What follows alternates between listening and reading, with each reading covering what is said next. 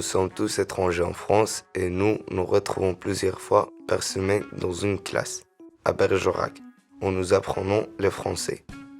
Nous venons de différents pays, Espagne, Bangladeshi, Italia, Iran, Ukrainska, Afghanistan, Maghreb, Ilangai. Nous avons des cultures et des religions différentes, mais nous nous respectons, même si parfois c'est difficile de se comprendre. nous avons découvert Josephine Baker et son rêve de très arc-en-ciel. D'abord, ça nous a semblé bizarre.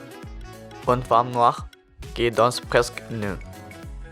Elle est considérée comme une grande dame qui représente la France et qui reçoit les honneurs en étant installée au Panthéon avec tous les grands hommes du pays.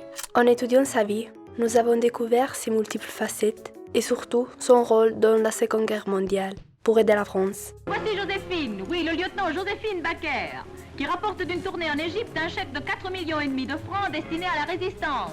Mais pour nous, le plus fort, c'est d'avoir essayé de faire vivre le mot fraternité. En fait, même si elle avait une réussite exceptionnelle, elle n'a jamais oublié qu'elle venait d'une famille noire américaine très pauvre, dans un pays où le racisme était légal. C'est pour cela qu'elle a voulu donner une chance à des enfants qui n'avaient rien. Et d'où vient-il, Noël? Ça a été trouvé dans une poubelle à Paris. en adoptant 12 enfants de différentes couleurs de peau et de différentes religions. Elle a voulu montrer au monde entier que la fraternité est toujours possible. Cette famille prouve que la différence, quelle qu'elle soit, n'est pas un problème. Au contraire, c'est une force. Et j'étais sûre qu'avec de tout petits enfants innocents, ils pouvaient donner un exemple absolu de la fraternité mondiale. Elle avait à ce qu'ils gardent tous leur religion. Et ils ont tous été à l'école de village de Castano en Dordogne. Comme n'importe quelle famille, c'est ça la laïcité. Ça aussi, ça nous a surpris. Pourquoi la Dordogne? Pour nous, avant de venir ici, la belle image de la France, c'était Paris. Nous nous sentons proches d'elle et de ses enfants.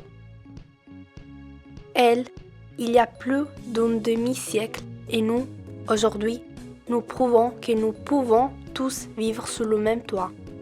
Donc oui, pour elle, pour nous, la fraternité universelle est possible. Pourquoi pas pour tous?